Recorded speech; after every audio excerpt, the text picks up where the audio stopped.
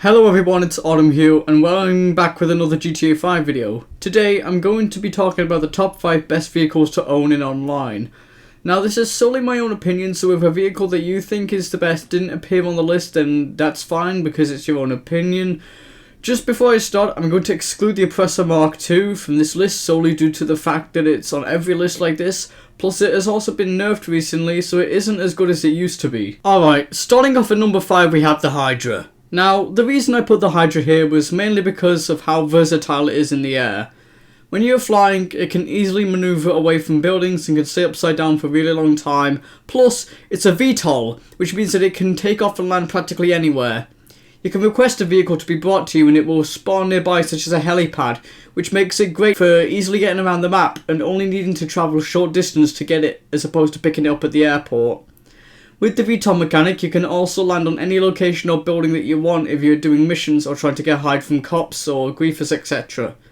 The downside I have about the Hydra is the missiles are pretty inaccurate. You need to shoot about 3 or 4 of them if you want to kill a moving target, which is why the machine gun is better, and trying to dodge the missiles in the air is also hard. Most of the time you'll get hit by one. Other than that, it's a really good jet. At number 4 is the Buzzard. Now the Buzzard, in my opinion, is the best helicopter for transportation. This is due to how fast it flies and how agile it can be when turning. It's also really good at completing the Headhunter mission and the Sightseer one as well. Getting missions done in this helicopter is pretty easy as it is very small, meaning that it will not crash into a lot of things and is overall very easy to control.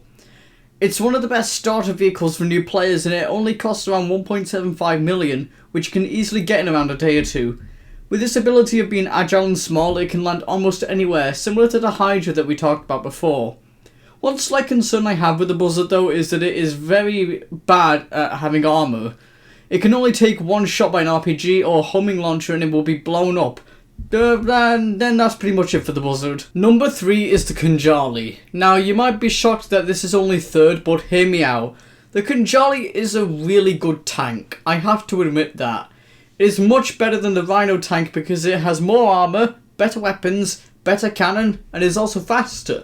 This tank can also be stored inside the facility, making it very easy to access. Plus, if you want a bunch of enemies you have to kill in a mission, you can use this tank to mow them all down. It can be helpful for taking care of griefers too. One time some guy tried to destroy my product in a jet. Thankfully my friend was in the lobby, so when I sold it, I got in his tank and I shot him down. He left the session after that. It really shows how good this tank is when it comes to difficult situations such as needing it for combat purposes and teaching bad players a lesson. The reason though why it is at number 3 is because it is a big target. If someone was to find you on an Oppressor Mark II, guided missile or orbital cannon, you're pretty much screwed as you cannot hide anywhere. Overall though, a really good vehicle for self-defense. Number 2 is the Stromberg. This is a really good vehicle. It's basically a Khanjali shrunk down to a car. It can take around 5 to 6 homing missiles or around 3 RPGs.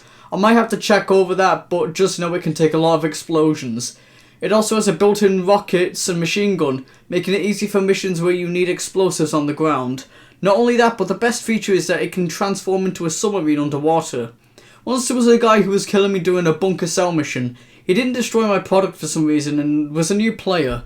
Eventually I sold all my stuff, but he tried to kill me again, so I called in my Stromberg and he shot a homing launcher at me, which didn't do anything. I ran him over and then shot him with the car multiple times and he eventually rage quit.